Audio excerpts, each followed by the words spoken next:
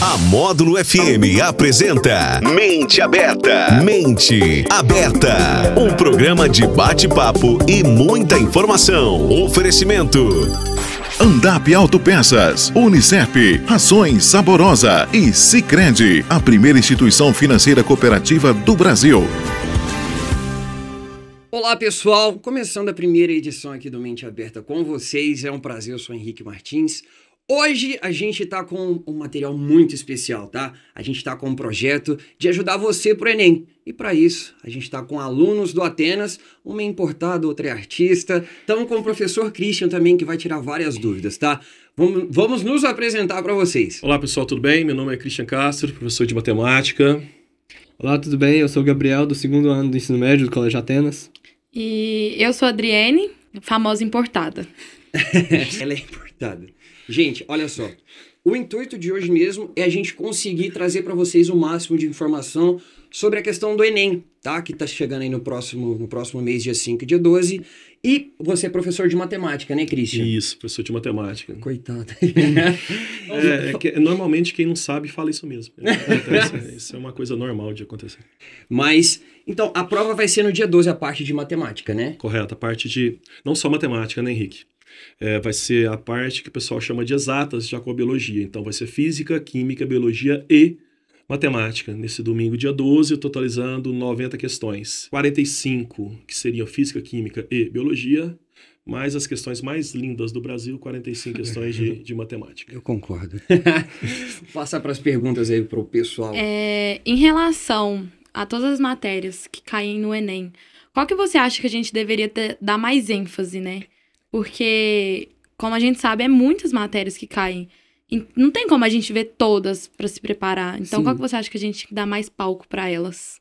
Você quer emendar alguma coisa, Gabriel? Principalmente na área de matemática, assim, a gente queria saber as questões que a gente precisa mais estudar e, principalmente, qual delas você considera mais difícil, assim, que o pessoal tem mais dificuldade.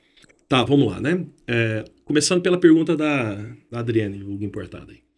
É o seguinte, a gente começa pela pergunta dela. O que dá foco no Enem? Bom, os focos do Enem são duas situações básicas. Redação e matemática. O foco é esse, respondendo a tua primeira parte da pergunta. Por quê? Redação vale 1.000 pontos, matemática seria, com 45 questões, o maior grau de dificuldade que você teria em relação à nota que você vai tirar. Então, primeira prioridade, redação.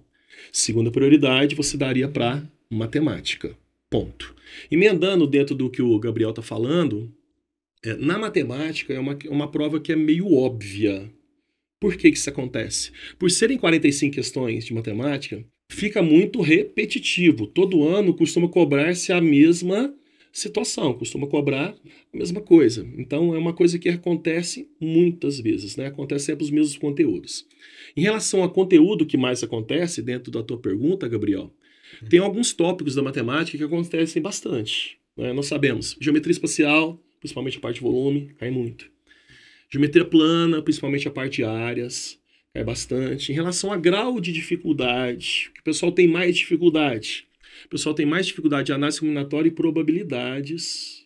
É um dos tópicos que o pessoal tem mais dificuldade, dentro especificamente falando de matemática. Então, respondendo a primeira pergunta, que é a pergunta da Adriene. O que devo focar? Redação e matemática. Se não tiver peso. Como assim? Tem locais que tem peso em ciências da natureza. Imagina que a Adriene, ela quer prestar medicina, por exemplo. Se ela quer prestar medicina, a medicina no vestibular da UFO, através do Enem, tem um peso na parte de física, química e biologia, que na UFTM, em Uberaba, por exemplo, não terá. Então, o primeiro foco é redação, muito bem feita. Faça as redações anteriores e veja os temas que mais aconteceram e faça as redações que o professor de cursinho da tua escola passa. Segundo, as 45 questões de matemática. Se tiver peso, também direcione para onde tiver o peso. Às vezes, aquela prova específica ela vai ter um peso para ser trabalhado. Emendando na pergunta do Gabriel, em matemática, assuntos que acontecem bastante, geometria plana, geometria espacial, análise combinatória, probabilidade, funções, estatística, log cai pouco, quando cai uma questão, não é uma questão que você tem que se preocupar muito. Então eu focaria na matemática básica, que é a matemática do ensino fundamental, porque é fácil até de você acertar as questões. E por grau de dificuldade, análise combinatória e probabilidade, o pessoal sente um pouco mais de dificuldade dentro da prova do Enem. Mas não só no Enem, né? Qualquer lugar o pessoal tem um pouco de dificuldade nessa brincadeira aí também. E, Christian, eu tava pensando, cara, tem aquele sistema de correção também, a questão da pergunta, o que é mais difícil. Mas, assim, talvez acertar o mais difícil e deixar o restante nas outras questões pode até atrapalhar um pouquinho da nota. Atrapalha demais. Respondendo a tua pergunta, no Enem tem uma situação que se chama TRI, Teoria de Resposta ao Item, que é o pessoal chama de TRI. O importante no Enem é você acertar questões fáceis e médias. Isso é o importante. Porque não adianta nada. Vamos pegar o exemplo da Adriane, que ela acerta 30 questões de matemática, por exemplo, das 45. Só que ela chutou algumas, e ela acertou algumas questões difíceis no chute e errou umas questões fáceis. O Gabriel acertou as mesmas 30 questões. As mesmas 30 questões. Só que o Gabriel acertou mais questões fáceis e médias e errou mais as difíceis. A nota dele é maior do que a nota dela pela TRI, Teoria de Resposta ao Item. Então, tomar cuidado com isso. Tomar esse pequeno cuidado aí. Preocupar em questão fácil e média. Essa é a preocupação que você tem que ter com o Enem. Questões fáceis e médias e passar por toda a prova. Isso é a preocupação básica. E em questão de proporcionalidade de temas, por exemplo, a gente sabe que tem geometria espacial, tem análise combinatória. Ao longo desses anos, tem observado alguma tendência? Tá ficando menos questões disso? Você diz, quase não aparece log desde a minha época que eu fiz Enem. Então a gente sabe que o log... Já existia? Já existia. Só pra saber. Não, morri de raiva, porque eu não tinha entendido nada. Mas você conseguiu observar alguma tendência, assim, dessas questões? Tá crescendo mais, geometria espacial tá ficando mais, a gente vê essa tendência ao longo do tempo? Cara, é o seguinte, virou um vestibularzão. Se você pegar o Enem dos últimos 5, 6 anos, as provas têm ficado um pouco mais difíceis. Bem mais difícil. Por quê? Porque virou um vestibularzão. Hoje, como grande parte do Brasil adota o Enem para poder ingressar nos cursos que as pessoas querem, então virou um vestibularzão. A prova ficou um pouco mais difícil do que ela já foi anteriormente. E essa mudança que fizeram, passando a parte de física e biologia para junto da matemática, não foi uma mudança boa para o aluno, não. O aluno vai sofrer mais, porque imagina você ter que fazer 90 questões, física, biologia e matemática no mesmo dia. É mais sofrido para o aluno. Mas assim, não é sofrido. Tem que ter mais repertório, né? Tem que ter mais repertório, você tem que ter mais treinamento, você tem que estar mais treinado com aquelas provas. É nesse sentido. Você acha que é até mais cansativo do que português e matemática no mesmo dia? É bem mais difícil. Eu acho muito mais cansativo, muito porque mais. É muito cálculo, porque querendo ou não, é uma prova de português. Você pega ali, tem como se engambelar um pouco, né? Porque é só ler mais assim, exatas não, ela é realmente exata. Densa, densa, é mais densa. É aquilo ali mesmo, o que tá faltando a palavra para ela seria mais densa, né? Ela muito densa. Ela é mais densa. E como você disse também, a prova, ela é muito extensa. E assim, eu também concordo com a questão dela ter virado um vestibularzão, porque todo ano parece que as questões vão ficando mais difíceis, mas ao mesmo tempo você vai conseguindo ter uma base melhor de quais questões você pode estudar, né, para cair. Mas eu também queria emendar num negócio que você falou de o Enem, ele tá virando um vestibularzão. Sim. Você acha que o Enem, ele tem mais semelhanças ou mais diferenças com vestibulares no geral, por exemplo? É o seguinte, a tendência é o contrário. A tendência é os vestibulares irem se adaptando à maneira como o Enem foi colocado, e não invertido. O que a gente fala que o Enem virou um vestibularzão é que ficaram questões mais fortes em relação ao conteúdo. Lembrando que o Enem não foi criado para aluno de escola particular nem de cursinho. O Enem foi criado para alunos de escola pública. Os alunos de escolas particulares e de cursinhos, eles prestam o Enem por obrigação, porque tem que prestar. Então, aumentou-se o nível de dificuldade das questões. Comparado com alguns vestibulares, o Enem ainda é um nível abaixo. Se você pegar, por exemplo, uma FUVEST para brincar com ela, para divertir. Brincar? Vamos brincar de manhã. É. Provinha da FUVEST. Nossa, sábado de manhã eu acordo com vontade de fazer um vestibular. Imagina, você fala, hoje eu vou divertir. Então, diversão garantida. Demais. Então, acontece o seguinte, tá um grau de dificuldade um pouco maior, e aí, mesmo assim, ainda tá um pouco mais simples do que alguns tipos de vestibulares. Que nem você citou, por exemplo, a FUVEST, se brincar a Unicamp Divertida. também. Unicamp, UFO, apesar de ter só vestibular a cada meio ano, a cada um ano na UFO, que é só vestibular do meio de ano, né? Sim. O resto é Enem. Eu acho que para vocês era isso, gente? Para mais alguma É. coisa? Não, Geral. muito obrigado. A gente Valeu. continua aqui na nossa programação com muito mais dúvidas a serem resolvidas aqui com o professor Christian e o pessoal do Atenas. Não percam nada, viu? Mente aberta. Mente aberta.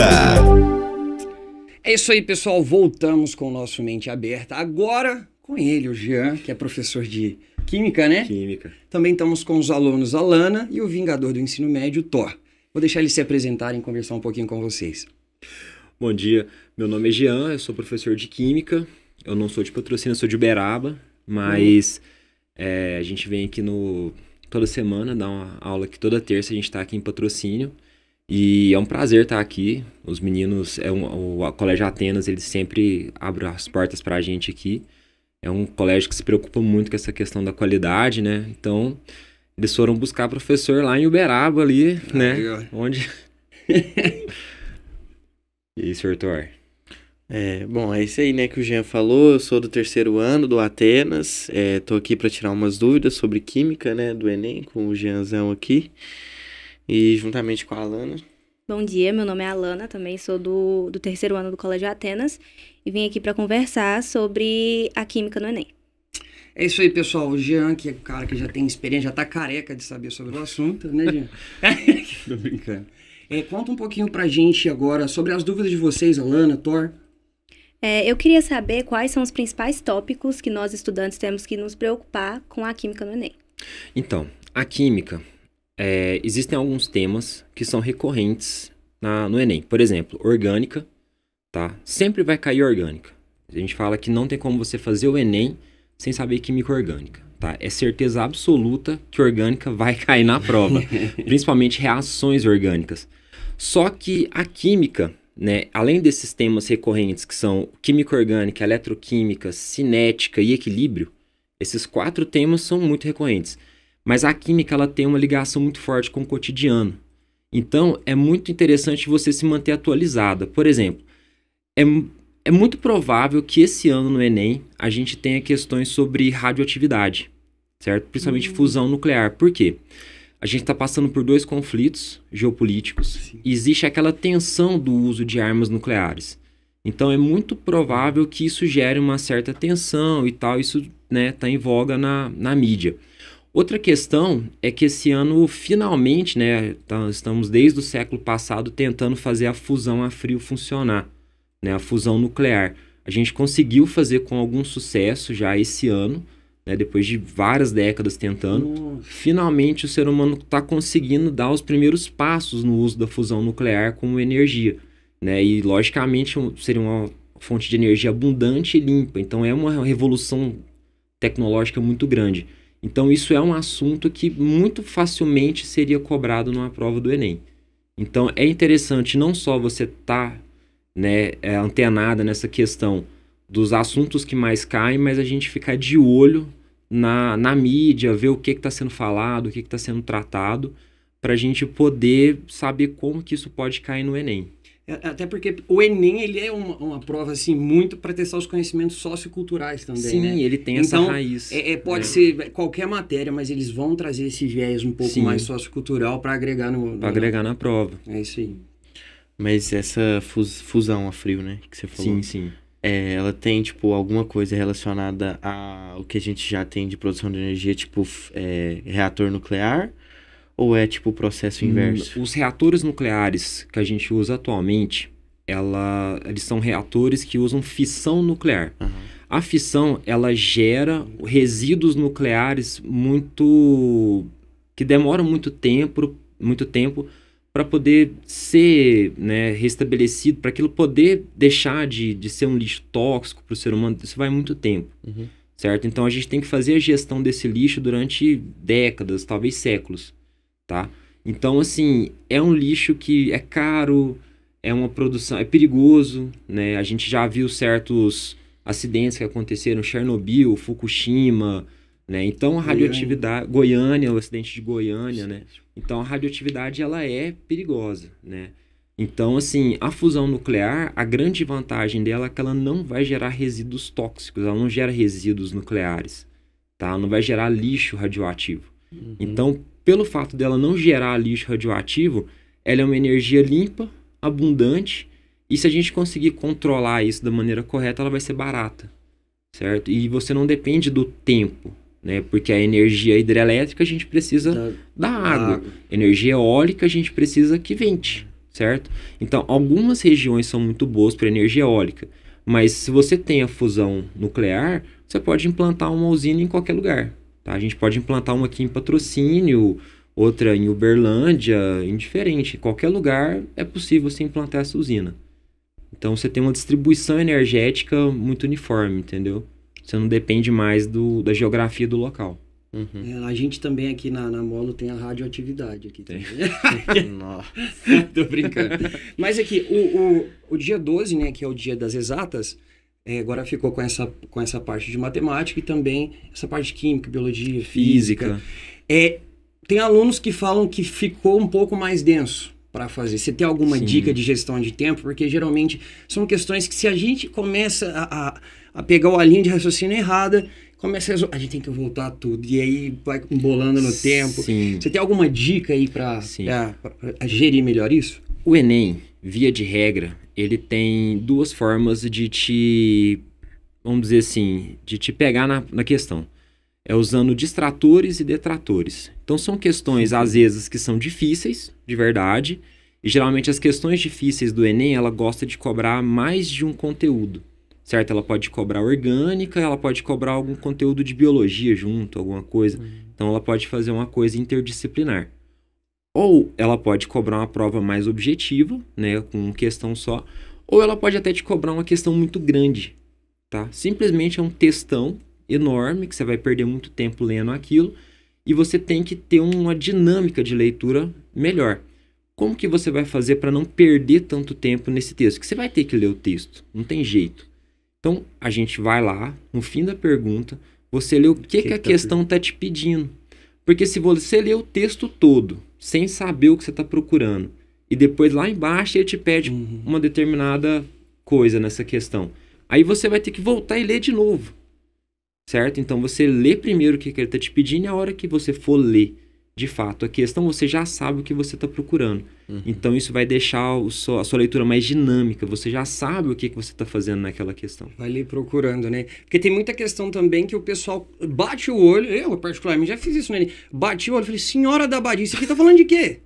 Meu Deus, não vou dar... Aí quando você acaba de ler, você fala, tá perguntando é isso? Então, tipo, tem interpretação pura, é coisa simples, assim. Às vezes a gente fica assustado com o início do enunciado, sendo que basicamente é para dar uma contextualizada. É a questão sociocultural que o Enem traz, né? Isso. Então, às vezes ele te traz informações que, vamos dizer assim, não são úteis para a resolução direta do exercício, certo? Que é mais uma questão de contextualização. Mas quando você sabe o que você está procurando, você consegue ignorar essa parte direto para aquilo que você realmente precisa. Muito bacana, meninos. Vocês têm alguma dúvida a mais agora? Eu queria saber qual a melhor forma de estudar a química pro Enem. É exercício? É videoaula? Então, de forma geral, tá? Estudos, a gente tem aquele tripé, né? Você estuda o conteúdo, pode ser por videoaula, pode ser por leitura, isso depende muito da sua dinâmica de estudo. Tem gente que gosta de videoaula, eu geralmente recomendo para os alunos, tá? Toma muito cuidado, tá? Eu sempre peço para vocês me mostrarem as videoaulas que vocês estão assistindo, porque é complicado, né? No YouTube, praticamente qualquer um pode pegar e gravar, né? Então, a gente não sabe, a gente tem que fazer uma curadoria do que vocês estão vendo. Mas me tragam conteúdo, eu sempre peço para vocês trazerem, porque se eu vejo que é uma coisa de qualidade, eu fico mais tranquilo em saber que vocês estão estudando por videoaula. E não tem problema, é muito válido, é muito bom, na verdade. é uma dinâmica diferente, é um professor diferente, então ele traz informações ali, um jeito diferente de falar, que sempre vai acrescentar, tá? Por mais que ele dê a mesma informação, às vezes de um jeito diferente, às vezes vocês absorvem melhor. Agora, o exercício, ele sempre tem que estar presente. Então você estuda, faz exercício. No exercício, você vai encontrar onde estão suas dúvidas. Aí você retorna naquela aula e faz uma revisão. Então, o estudo, ele tem que seguir esse triângulo. Estuda, faz exercício, revisa. Estuda, faz exercício, revisa. Se você seguir isso para praticamente qualquer matéria que você for estudar, você vai ter um desempenho muito acima da média, tá? Essa é simples. É só seguir essa receitinha de bolo aí que vocês não vão errar nunca. Uhum. É igual o corpo é treinar, você vai na academia, vai lá fazer as repetições, depois come proteína, essas coisas. O cérebro também precisa do estímulo, da fixação do estímulo, e vai ficando mais natural, né, em relação à matéria. Interessante isso que você falou, porque parte da fixação do aprendizado vem do sono. Então, uma coisa que às vezes pouca gente fala, mas que é extremamente importante. Uma coisa que, assim, eu sempre falo para vocês, né? Eu vou começar a bater nessa tecla logo, logo. É o primeiro Enem de vocês, assim, para valer. E vai chegar nessa última semana do Enem. Eu sei que a tentação de tentar ler todos os livros que você não conseguiu ler, que não deu tempo, é muito grande. Mas acredite em mim, é melhor vocês irem pro Enem com um conteúdo bem fixado, do que você tentar ler tudo, virar a noite estudando, dormir mal, porque você simplesmente não vai fixar aquilo que você está estudando. Então, na última semana, não é a semana de aprender coisas mirabolantes, não inventa. Estuda, dorme, revisa o que vocês aprenderam, mas foca muito no sono. Porque sem descanso, o cérebro não vai fixar absolutamente nada. Então, o pilar principal do aprendizado é o sono. Qualidade de sono é fundamental. Também buscar se acalmar bastante, né? Porque um dos maiores desafios, né, às vezes não é nem um conteúdo, gestão de... Mas é realmente o nervosismo, né? Sim. Tem gente que dá um branco. Eu quando eu fui fazer Enem, eu virei noite estudando. Não devia ter feito isso. Eu cheguei na prova, assim, já com a nuca aqui queimando. Se ia sentar para fazer as questões, aí você fala, nossa, mas eu vi isso aonde? Mas como é que é isso ou aquilo? Aí você acaba até perdendo tempo para as próximas questões, o nervosismo fica aparente. Então, se tem algo que vocês gostem também, uma meditação, alguma atividade de lazer, que é bacana, um esporte, é uma indicação que eu também dou. Ajuda bastante. Ajuda muito. E é isso aí. Mais alguma pergunta, Thor, Alana? Não, acho que não. Acho que não.